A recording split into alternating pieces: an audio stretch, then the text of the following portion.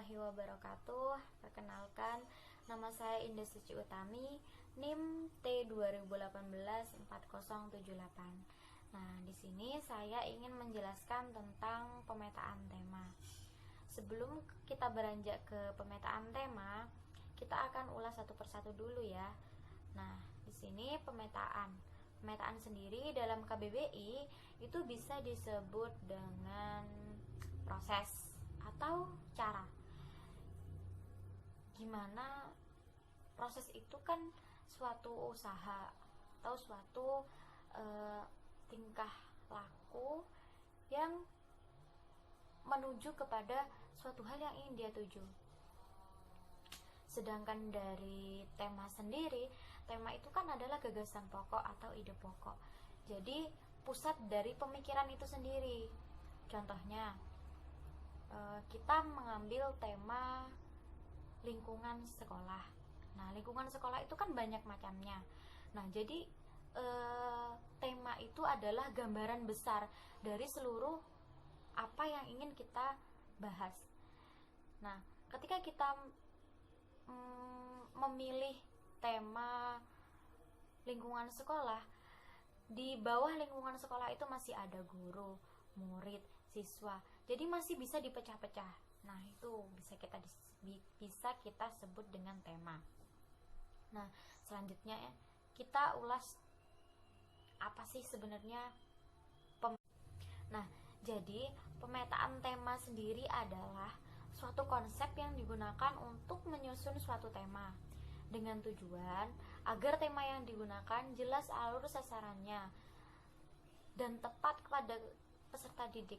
Jadi, pemetaan tema sendiri adalah suatu konsep atau suatu rancangan yang digunakan agar siswa di sini bisa tepat sasaran, agar tujuan pembelajaran juga bisa terrealisasi dengan baik.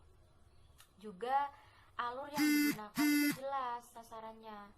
Nah, untuk tujuan utama dari adanya pemetaan ini yaitu untuk memperoleh gambaran secara menyeluruh dan utuh sesuai dengan standar kompetensi dasar dan indikator dari berbagai mata pelajaran untuk dipadukan dalam pemilihan tema. Jadi adanya pemetaan tema ini biar jelas alurnya, agar juga guru tidak kocar-kacir dalam mengajar. Nah, ketika pemetaan tema ini sudah jelas, jadi tahap demi tahap itu akan tersampaikan oleh siswa itu sendiri. Nah, mungkin cukup itu saja ya penjelasan dari saya terkait dengan pemetaan tema. Pada intinya, pemetaan tema itu adalah konsep ataupun ancang-ancang kita untuk menilai ataupun merealisasikan pembelajaran kepada siswa. Terima kasih. Assalamualaikum warahmatullahi wabarakatuh. Perkenalkan, nama saya Risa Adarifia Dinata, NIM T2018-4055. Saya akan mempresentasikan tentang langkah-langkah penentuan tema. Yaitu dengan cara menentukan tema, pemetaan tema dapat dilakukan dengan berbagai cara. Namun, demikian tidak ada cara yang terbaik untuk menentukan tema, tetapi tergantung dari situasi dan kondisinya. Karena pada dasarnya pembelajaran tematik itu bergantung pada situasi dan kondisi kelas, sekolah, guru, atau lingkungan, sehingga prosedur penentuan tema disesuaikan dengan kondisi setempat. Jadi pemetaan tema ini tergantung dari situasi dan kondisi, karena pada dasarnya pembelajaran tematik ini bergantung pada situasi dan kondisi kelas, sekolah, guru, atau juga lingkungannya, sehingga prosedurnya penentuan tema ini disesuaikan dengan kondisi setempat. Selanjutnya yaitu langkah-langkah penentuan tema. Yang pertama, mempelajari standar kompetensi dan kompetensi dasar yang terdapat dalam masing-masing mata pelajaran dan dilanjutkan dengan penentuan tema yang sesuai. Jadi masing-masing pelajaran ini mempelajari standar kompetensi dan kompetensi dasar yang dilanjutkan dengan menentukan tema yang sesuai. Yang kedua, menetapkan terlebih dahulu tema-tema pengikat keterpaduan. Untuk menentukan tema tersebut, guru bekerja dengan siswa sehingga sesuai dengan minat dan kebutuhan anak. Selanjutnya, tema itu pembelajaran tematik dapat berasal dari sumber. Beberapa sumber diantaranya, yang pertama, isu-isu, dan selanjutnya yaitu masalah-masalah, selanjutnya event-event khusus, dan minat siswa atau literatur. Menurut Subroto dan Herawati, pada tahun 1978 terdapat beberapa persyaratan yang harus dipenuhi dalam penentuan tema. Yang pertama, penentuan tema merupakan hasil ramuan dari berbagai disiplin ilmu. Itu pendapatnya Subroto dan Herawati. Yang kedua, tema diangkat sebagai sarana untuk mencapai sasaran materi pelajaran dan prosedur penyampaian. Yang ketiga, yaitu tema sesuai dengan karakteristik belajar siswa-siswi sehingga perkembangan anak dapat dimanfaatkan secara maksimal. Jadi tema ini sesuai dengan karakteristik belajar siswa-siswinya sehingga perkembangan siswa-siswinya dapat dimanfaatkan secara maksimal. Yang keempat, tema harus bersikap cukup problematik sehingga kemungkinan luas untuk melaksanakan kegiatan belajar yang lebih efektif dibandingkan dengan proses belajar mengajar yang konvensional. Berikut yaitu penentuan tema dapat ditempuh dengan prosedur yang dikemukakan oleh Subroto dan Herawati. Yang pertama, menumbuhkan minat siswa-siswi pada suatu tema. Yang kedua, mempertimbangkan sumber-sumber yang diperlukan bila perlu guru mempersiapkan rencana antisipasi, misalnya karya wisata, seperti itu. Yang ketiga, mengidentifikasi apa yang telah diketahui oleh siswa-siswi dan apa saja yang ingin diketahuinya. Yang keempat, menentukan fokus tema tertentu, pemahaman, nilai-nilai, pengetahuan, atau sikap. Yang kelima, cara-cara untuk melakukan eksplorasi pertanyaan-pertanyaan dan mempertimbangkan keterampilan-keterampilan yang harus dimiliki siswa-siswinya. Yang keenam, mengumpulkan sumber-sumber belajar. Yang ketujuh, mengacu pada pertanyaan-pertanyaan yang fokus. Yang kedelapan, yang terakhir, penilaian yang dilakukan berulang-ulang dan mengkaji hasilnya pada kegiatan akhir. Jadi itu penentuan tema dapat ditempuh dengan prosedur yang ditemukan oleh Subroto dan Herawati. Selanjutnya yaitu ada 3 model penentuan tema, yaitu 1. Yang pertama, tema ditentukan oleh guru dan dikembangkan dalam sub-sub tema. Yang kedua, tema ditentukan bersama-sama antara guru dan siswa-siswinya. Yang ketiga, tema ditentukan oleh siswa-siswinya. Jadi 3 model itu yaitu penentuan dalam tema. Sekian dari saya. Wassalamualaikum warahmatullahi wabarakatuh. Penilaian yang dilakukan berulang-ulang dan mengkaji hasilnya pada kegiatan akhir. Jadi itu penentuan tema dapat ditempuh dengan prosedur yang ditemukan oleh Subroto dan Herawati. Selanjutnya yaitu ada 3 model penentuan tema, yaitu satu, yang pertama, tema ditentukan oleh guru dan dikembangkan dalam sub-sub tema. Yang kedua, tema ditentukan bersama-sama antara guru dan siswa-siswinya. Yang ketiga, tema ditentukan oleh siswa-siswinya. Jadi 3 model itu yaitu penentuan dalam tema. Sekian dari saya. Wassalamualaikum warahmatullahi wabarakatuh. Selanjutnya, event-event khusus dan minat siswa atau literatur.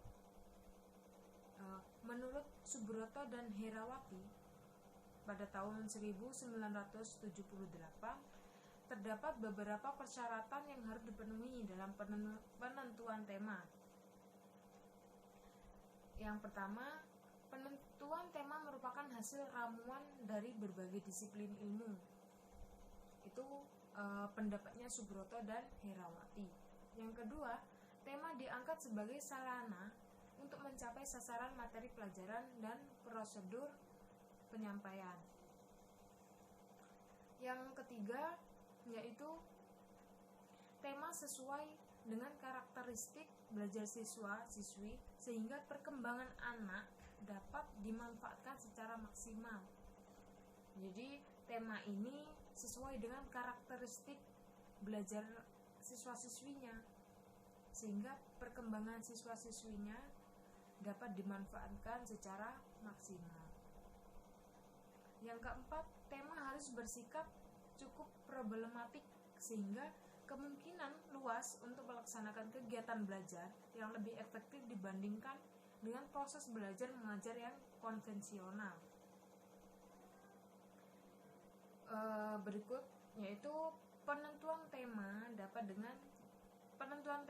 ditempuh dengan prosedur yang dikemukakan oleh Subroto dan Herawati.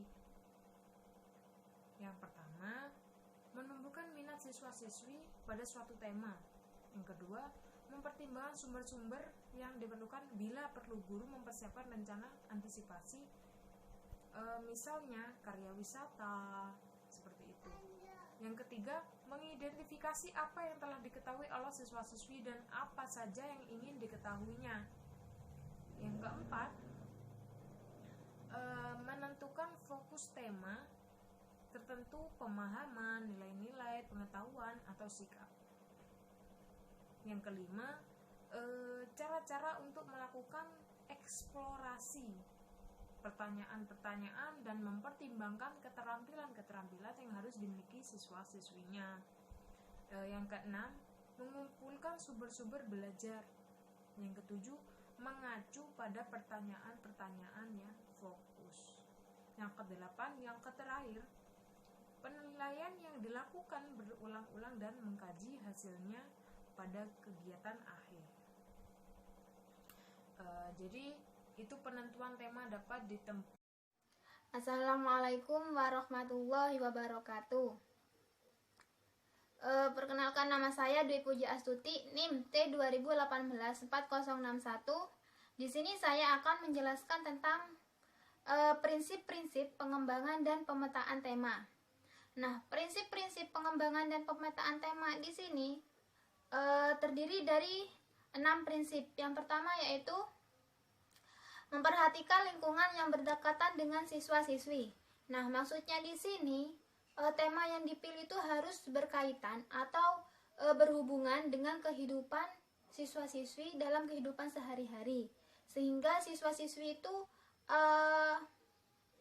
berminat untuk melakukan pembelajaran tersebut dengan terjun langsung di dunia nyata. Nah, terus yang kedua yaitu dari yang termudah menuju yang sulit. Jadi dalam pemilihan tema di sini, tema itu dipilih dari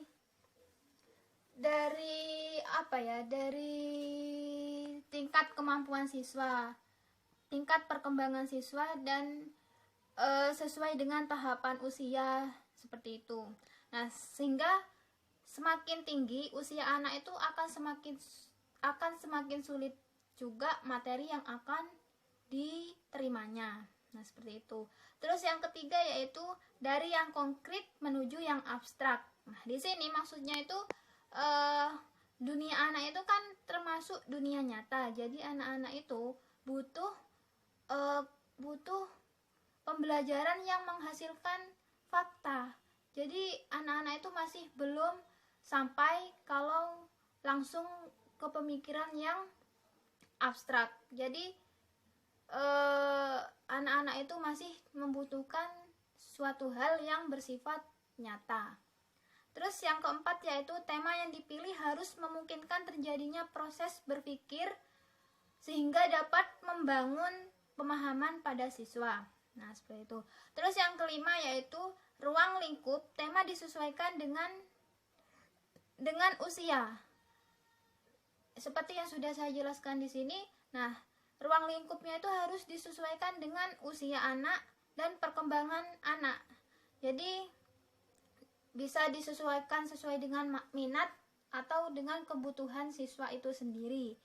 Nah, yang terakhir yaitu tema yang dipilih itu dapat mengembangkan tiga ranah.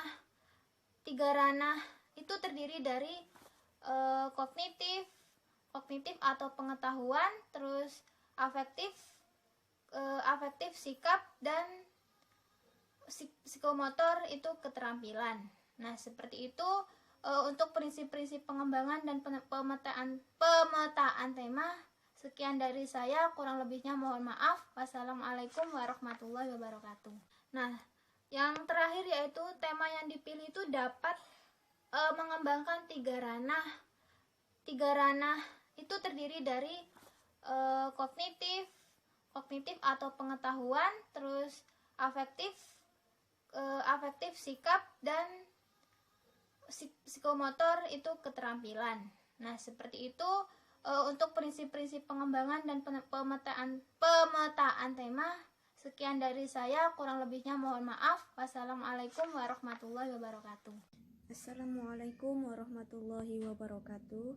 Saya Mesa Ariski. Di sini saya akan menjelaskan tentang pemetaan standar kompetensi dasar dan indikator. Nah, sebelum melakukan pemetaan standar kompetensi dasar dan indikator ini, pertama-tama kita harus melakukan prosedur pemetaan tema. Pemetaan tema ini dilakukan untuk memperoleh gambaran secara menyeluruh dan utuh semua standar kompetensi dasar dan indikator dalam berbagai mata pelajaran yang dipadukan dalam tema yang dipilih. Kegiatan ini dapat dilakukan dengan yang pertama, penjabaran standar kompetensi dan kompetensi dasar ke dalam indikator, yang kedua, menentukan tema, dan yang ketiga, identifikasi dan analisis standar kompetensi dasar dan indikator. Nah, kemudian yang kedua, yaitu kegiatan pemetaan keterhubungan kompetensi dasar dan indikator ke dalam tema. Kegiatan ini dapat dimulai dengan kegiatan sebagai berikut. Yang pertama, memetakan mata pelajaran yang diajarkan di kelas 1 sampai dengan kelas 3. Kemudian yang kedua, mengidentifikasi standar kompetensi dalam setiap mata pelajaran yang diajarkan di kelas 1 sampai dengan kelas 3. Yang ketiga, mengidentifikasi kompetensi dasar setiap mata pelajaran yang diajarkan di kelas 1 sampai dengan kelas 3. Kemudian yang keempat, menjabarkan kompetensi dasar ke dalam indikator. Yang kelima, mengidentifikasi tema-tema berdasarkan keterpaduan standar kompetensi. Nah, setelah itu, barulah kita melakukan kegiatan pemetaan keterhubungan tema ke dalam standar kompetensi dasar dan indikator. Nah, kegiatan ini dapat dilakukan dengan kegiatan sebagai berikut. Yang pertama, mengidentifikasikan tema-tema yang digunakan sebagai pengikat keterpaduan berbagai mata pelajaran. Kemudian yang kedua, memetakan semua mata pelajaran yang diajarkan dari kelas 1 sampai dengan kelas 3.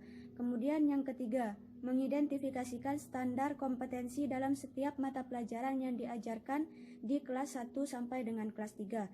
Kemudian yang keempat, mengidentifikasikan kompetensi dasar setiap mata pelajaran yang diajarkan di kelas 1 sampai dengan kelas 3. Kemudian yang terakhir yaitu menjabarkan kompetensi dasar ke dalam indikator. Sekian, terima kasih.